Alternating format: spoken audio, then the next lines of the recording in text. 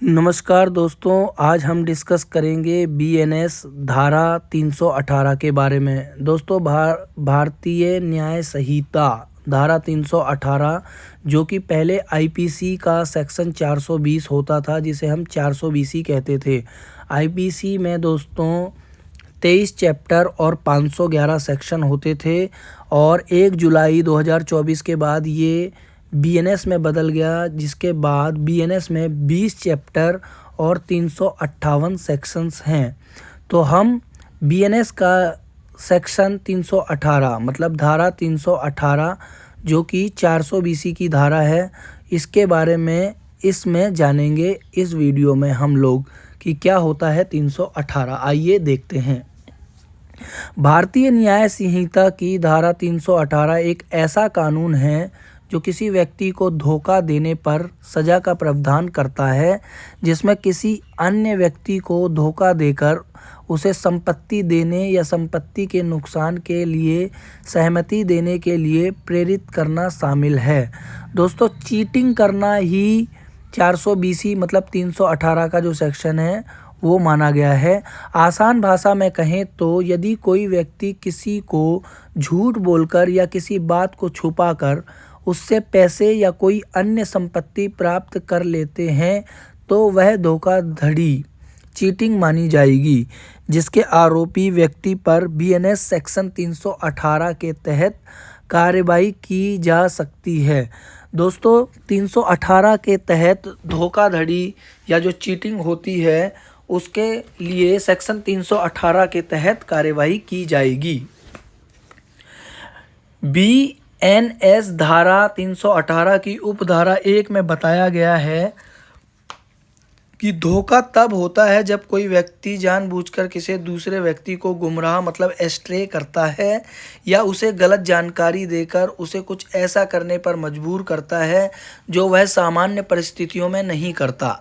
इसे धोखे के कारण उस व्यक्ति को किसी भी तरह का नुकसान या हानि हो सकती है, जिसमें उसके शरीर, मन, सम्मान या संपत्ति का नुकसान शामिल है। तो उसी को दोस्तों बीएनएस धारा 318 की उपधारा 1 में गिना गया है। बीएनएस धारा 318 की उपधारा 2 में बताया गया है, इसमें केवल सेक्शन 318(1) के अपराध की सज़ा पनिशमेंट के बारे में बताया गया है। जो भी व्यक्ति किसी के साथ धोखाधड़ी व अपराध करेगा उसे दोषी पाए जाने पर कारावास व जुर्माना, इम्प्रिजमेंट और फाइन की सज़ा से दंडित किया जा सकता है। ये दोस्तों बतलाया गया है बीएनएस धारा 318 की उपधारा 2 में, जो कि सब सेक्शंस 2 है दोस्तों। ये इसमें पनिशमेंट, इम्प्रिजनमेंट और फाइन के बारे में बताया गया है। अब हम देखते हैं आगे। बीएनएस सेक्शन 318 की उपधारा 3 मतलब सब सेक्शन 3, यदि कोई व्यक्ति जिसे किसी अन्य व्यक्तियों की हितों की रक्षा करने की जिम्मेदारी दी गई हो, यानी जिस व्यक्ति का काम लोगों की मदद करना है, जब ऐसा व्यक्ति किसी के साथ धोखाधड़ी करता है तो उस व्यक्ति को धारा 318(2) में दी गई सज़ा से ज़्यादा सज़ा व जुर्माने से दंडित किया जा सकता है। सरल भाषा में समझे तो इसे हमने ऐसे लोग आते हैं जो अपने जिम्मेदारी का गलत उपयोग करते हैं और दूसरों के साथ धोखा करते हैं, जो कि कानूनी रूप से एक गंभीर अपराध माना जाता है। उदाहरण के तौर पर यदि किसी बैंक का मैनेजर ग्राहक के पैसे का गलत उपयोग करके उन पैसों से खुद का फ़ायदा पहुंचाता है तो उसे जेल या जुर्माना हो सकता है।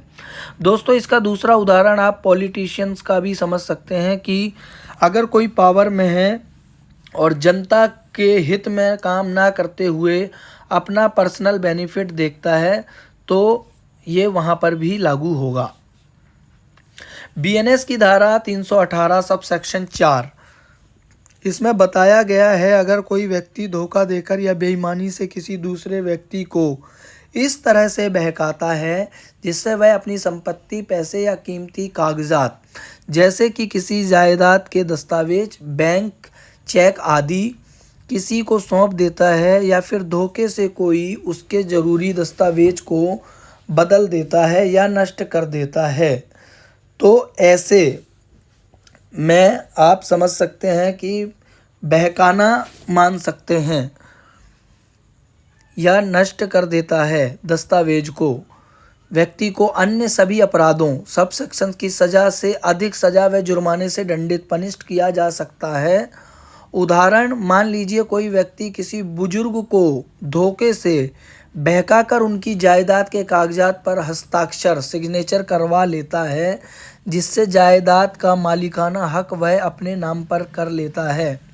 दोस्तों, तो ऐसे केस में उसको सज़ा होगी, मतलब अपने नाम पर किसी दूसरे के कागजात करवा लेना ये क्राइम है। दोस्तों, भारतीय न्याय संहिता की धारा 318 की मुख्य बातें। बीएनएस की धारा 318 के तहत धोखाधड़ी के अपराध के तहत किसी व्यक्ति पर तभी आरोप ब्लेम लगाए जा सकते हैं जब इनमें से कोई बात शामिल हो। धोखा देने का इरादा, आरोपी का पीड़ित विक्टिम को धोखा देने का, आर्थिक नुकसान पहुंचाने का इरादा होना चाहिए। दोस्तों, इसमें धोखा देने का इरादा जब स्पष्ट होगा तब ये 318 धारा मानी जाएगी। धोखा, आरोपी के द्वारा पीड़ित को गुमराह करने के लिए शब्दों द्वारा, हाव भाव द्वारा या आचरण द्वारा किसी प्रकार का धोखा देना चाहिए। संपत्ति का नुकसान, आरोपी के द्वारा दिए गए धोखे के कारण पीड़ित व्यक्ति को संपत्ति का नुकसान होना चाहिए। दोस्तों, इन दोनों कंडीशनों में से कोई एक कंडीशन फुलफिल होनी चाहिए, धोखा होना चाहिए या संपत्ति का नुकसान होना चाहिए, तभी ये 318 सेक्शन जो है लागू होगा। कुछ ऐसे कार्य जिनको करना धोखाधड़ी माना जा सकता है। किसी व्यक्ति को झूठे वादे करके, जैसे निवेश में ज़्यादा से ज़्यादा लाभ देने का वादा करके उससे धन प्राप्त करना, किसी नकली सामान को असली बताकर उसकी क्वालिटी के बारे में झूठ बोलकर धोखे से किसी को बेचना, ये चीज़ आएगी। दोस्तों, अब हम आपको बताते हैं आगे इसमें और क्या बताया गया है, तो हम देखते हैं आगे। किसी फर्जी दस्तावेज, फेक डॉक्यूमेंट जैसे कि जाली पासपोर्ट या डिग्री का उपयोग करके अपने फ़ायदे के लिए इस्तेमाल करना, ऑनलाइन माध्यम से जैसे किसी social media, e commerce website के माध्यम से धोखाधड़ी करना, झूठी लॉटरी या स्कीम के बारे में बताकर लोगों से पैसे ले लेना। दोस्तों, ये सारे जितने भी हैं ये डिजिटल क्राइम्स के बारे में बताया गया है कि फेक डॉक्यूमेंट्स, ऑनलाइन से या लॉटरी से पैसे लेकर आप फ्रॉड करते हैं। बैंक खातों से पैसे निकालने या किसी और के खाते में ट्रांसफ़र करने के लिए फर्जी तरीके अपनाना, बीमा कंपनी को गुमराह करके बीमा का फ़ायदा लेने का दावा करना, किसी संपत्ति के दस्तावेजों में हेरा फेरी करके उस संपत्ति को बेचना या गिरवी रखना, नौकरी पाने के लिए अपनी योग्यता के बारे में झूठ बोलना, चैरिटी के नाम पर दान लेना और उस पैसे का निजी उपयोग कर लेना, झूठ बोलकर करना, ये गलत है। भारतीय न्याय संहिता की धारा 318 में जमानत कब कैसे मिलती है। बीएनएस की धारा 318 के अनुसार किसी भी व्यक्ति के साथ धोखाधड़ी करके उसे किसी भी प्रकार का नुकसान पहुंचाना एक गंभीर अपराध माना जाता है। इसलिए धोखाधड़ी का अपराध संज्ञेय व गैर जमानती, मतलब कॉग्निजेबल और नॉन बेलेबल होता है, जिसका मतलब है कि इस अपराध में आरोपी को अधिकार के तौर पर जमानत, बेल नहीं दी जा सकती। मतलब उसका जो है इसमें कोई राइट नहीं है कि वो अपने लिए ज़मानत ले ही सकता है। इसमें उसके जो राइट है वो ख़त्म हो जाते हैं और कोर्ट की डिस्क्रेशनरी पावर पर इसको बेल मिलती है। इस प्रकार के मामलों में जमानत के लिए आपको किसी वकील की सहायता लेनी चाहिए जो आपके द्वारा किए गए अपराध की गंभीरता के अनुसार कोर्ट में आपकी जमानत की मांग कर सकता है। दोस्तों, अगर 318 में आप जमानत लेते हैं तो आपको कोई वकील करना होगा जिसको इसका ज्ञान हो। बीएनएस धारा 318 पर अक्सर पूछे जाने वाले सवाल कौन से हैं दोस्तों, आइए हम आगे देखते हैं। बीएनएस धारा 318 पर अक्सर पूछे जाने वाले सवाल। बीएनएस की धारा 318 क्या है और यह किस अपराध में लागू होती है? भारतीय न्याय संहिता की धारा 318 धोखाधड़ी के अपराध से संबंधित है। यह ऐसे व्यक्तियों पर लागू होती है जो किसी अन्य व्यक्ति को बहला फुसलाकर या धोखे से उनकी किसी संपत्ति या किसी अन्य वस्तु को प्राप्त कर लेते हैं। उसमें यह धारा जो है बीएनएस की 318 दोस्तों लागू होती है। बीएनएस सेक्शन 318 क्या जमानती है? नहीं दोस्तों, भारतीय न्याय संहिता की धारा 318 ये गैर जमानती है। इसमें आरोपी व्यक्ति को गिरफ्तारी के बाद जमानत नहीं दी जा सकती। मतलब ये बाहर से आप सेटलमेंट नहीं कर सकते। एक बार एफआईआर होने के बाद इसका केस कोर्ट में ही चलेगा।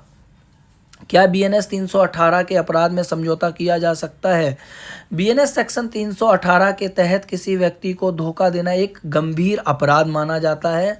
मतलब ये एक संगीन अपराध है। इसलिए ऐसे गंभीर मामलों में कोर्ट के बाहर किसी भी प्रकार का समझौता नहीं किया जा सकता। दोस्तों, ये एक कॉग्निजेबल और नॉन बेलेबल ऑफेंस है, तो इसमें समझौता बाहर से नहीं हो सकता है। दोस्तों,